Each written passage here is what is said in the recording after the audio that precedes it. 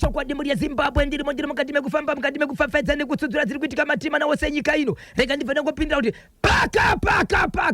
paka Victoria Falls muri Zimbabwe ndati ku Vic Falls kuna amai vanogara pamba pavakasiwa nevabereki vavo pane imba ine makamuri anokwera kuita 7 but 4 ndo akarufa ndo ari kushanda imba dzinokwera kuita 3 dzine mubhedha mukati kwozoita dining mibhedha iyi hazvino kuti mune vanhu munomwe munorara mwanasikana koita mavanorara ivo kana kuti mavanochinja rakati musikana ndoti kwanziso handina room yandinoti ndeyangu ndokuda kungumuka ndakanzi ndiri kurara kana kurara ende zuva rega rega anomuka achichinja mashitsi nemubhedha wake kuti zvakamira sei. Amai ava vanoita basa rekuti pamba apa panouya varume vakasiyana siyana chikonzero amai ava vanoita zvekutengesa muviri yavo. Pakauya murume akasvika pamba apa ende mukasikana ndoziva kuti panogara pachiva varume vakasiyana dzimwe dzenguva kunotombouya mumwe anoiswa mune imwe imba achimirira kuti mai ava vabude umo vapinde zvakare nekuti ndo basa ravo. Chakaitika ndechekuti pakauya murume uyu akatosora ari mumba umu. Mushure mekuti pakatozoya mumwe murume mwana akanonoka kanotaura zvikanzi no murume wandinaye pasora nhasi ndewe mhando yepamusoro nokuda kwekuburitsa kwaanoita mari yake saka haasi kungoburitsa mumba zvekumhanya. But munhu uyu auya uyu hatingamurase nokuti mangwana vanozoti panapa hapaisina basa rakakwana tamurasa. Kana auya anofanira kuti asefwe. Musikana webamba apa ane 23 years dzokuberekwa anove ndiye ari kushandira mai ava. Musikana uyu haana mwana but anoti akamboita pamuviri pakabva ane kurwara kwaakamboita ndokubva ambomira kuenda kuti sei kunoroorwa chikonzero paakaenda kunoroorwa ndo paakaita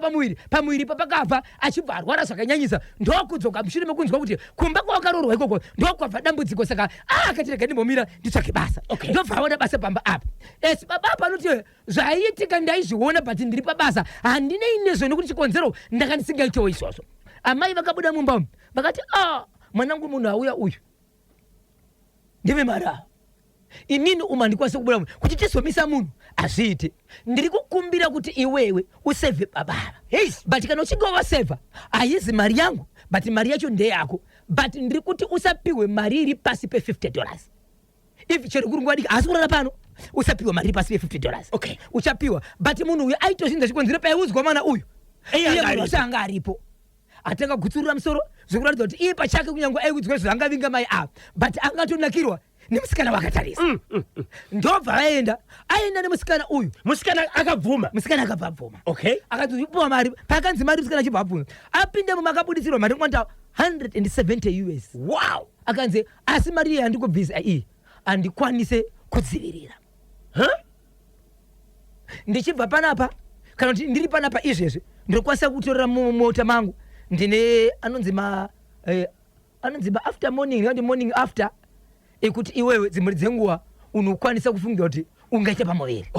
but ndichakuburitsira mari mai vako vati iwewe mari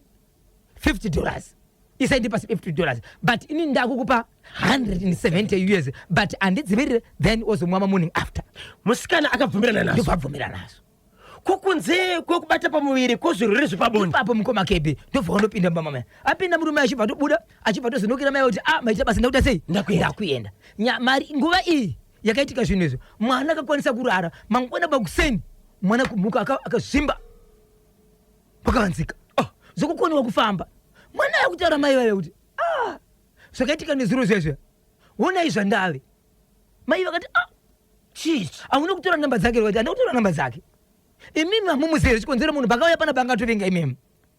sokanzi no handimbozivi namba dzake mwana wataka kuchema ndokuenda panext door achibva odzva panext door paakaenda kunodzva panext door mai vachibva taka kutukirira vanhu panext door vachiti mumusevenzi wepano kubva zvauya pana pachamakambomubatsira chii makambomupa pere kana kumupa chikafu wai makuda kutaura naye panyaya dzekutaura muchiudzwa nyaya dzekunyeba masikane basa hamuazivere mwanasikana ndo pakakwanisa kufonera hama dzake so musi weSaturday hama dzake ndo padzakapinda so kwandanga ndiri kune imwe nzvimbo yemafaro ndo kwatakandosangana nehama yemwanasikana uyu achitofonerwa nehama dzake dzanga dziinaye kuti uri kupi kuti apinda muno muVic Falls vanhu ava vanobva munzvimbo inonzi Monde kuVic Falls kunonzi kuMonde ka zvikanzi tauya tiri mudhorobha reVic Falls zvikanzi muri munomo zvikanzi nesiwo tirimo zvikanzi kochi zvikanzi aine nyaya yakatakati zvikanzi kuno kwatiri kunoku tatosangana nabhosho kuna bhosho tomadhuma nyaya dzasangana mukoma kepi kunoti musikana ba mukoma kepi ari kutosumudzwa kugadzirwa mota nokubviswa haasi kukwanisa kufamba ndofa aenda ku hospital sikanzi ichai police case atikwese kurapa munhu nyaya ino chido chemapurisa mukati kuti tinzwe kuti musikana yakarepwa here vakatenderana here ende nyaya yakashandiswa kuti azosvika pakuita zvinhu zvinde ipi uyezve munhu wacho ndiani ndofa unoripota nyaya varipota nyaya musikana vatenga kurapwa but izvo kutaura kuno kwatiri kuita vakavhurisa dhoketi ramai ava nguva yakabva kunovhurisa dhoketi achidzokera kumba mai can't get nemakisi hemba yakiwa musikana hana makisi amai vakatiza pamba vavo musikana achibva kuchipatara nikumapurisa ari kuone pamba pakakiwa nemakisi hapana mai variwa pasi so kusvika dhasi ndingati makubvunza kurunze havasati vautese vawanikwa but nyaya yake sokupi nyaya iri mumaoko emapurisa musikana ari kurapwa kuchipatara vari kuti kuzvimba kwanga akaita chii ndo parisati ndazwa kuti vatiudze kuti makadzi avo kuchipatara chii chakaitika pakuzvimba so vari kuvharavhara kuti ano tichakudzai zvakamira sei but musikana achiri nedambudziko iroro hapana chati chachinja kufamba haasokwanisi kufamba namanje asati otokwanisa kufamba andofamba akaparadzanisa makumbo kudai so haakwanisi kubananidza makumbo ake nokuzvimba muri kuti murume wakafadza pamba apa chizvaro chekuzambia asi anoratidza anogara achiuya pamba akatiwa nokutopaziva kwete zvokufona kunda sei zvokutongosvika straight pamba achibvunza mai vepo Zimbabwe machinzwa chekuvictoria falls munoti kudini kuonacho amai avo vekuvictoria falls vane shami uye zvine mushonga satanism iyoyo mwana dai aita zvakanaka mapurisa tsvagai amai avo vasungwe ndinonzi Thomas Mateta ndiri kuCape Town kuSouth Africa baba Isabel aichokwadi mukoma Cape atishandise basa iroro vamwe vane vanhu baba Isabel atishandise nyaya yakada fanira nokutoti izvozvizvi ndine mwana ndichiri kutsvaga kuairport zvakare yepamba panorisikiwa vana ava vachiitisiwa basa iri asi kana vaitisiwa basa iri amai vepamba ipapo ndio vanotora mari vana vakura sei vana ma16 17 18 ma20 ari kuenzera vanhu vakuru but ivo vanenge vachiti havana market kana vachinge vaenda kunozvimirira vega havasi kuwana mari kuri kunzi inini panapa pane market vanhu vagara vanotouya ndikuziva basa saka kana uri panapa ukauya kuzotambira timu yepanapa unotengwa kuenda kunze kwenyika batai mutauriri wemapurisa muHarare izvozvi muvaudzeka kuti endai munotsvaga nyaya iyi iri kuEpworth kuitira kuti mangwana patinodzoka panapa katinenge tave neupdate ichokwadi hatidi vanhu vari kumbunyikidza vana baba Isabel papa chii chakadaro ya pakaipa pane vari kutsvaga kanhamba dzemubatsiri wekubhindura akabatsira muroora uyu okay muri yeZimbabwe nhamba dzinoti 0781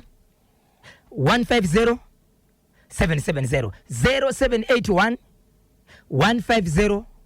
770 kana 0714 250 0714 sorry zikandikani kuti 0771 545 025 imwe yacho haisi kuoneka mune zvakanaka 0781 150 770 0781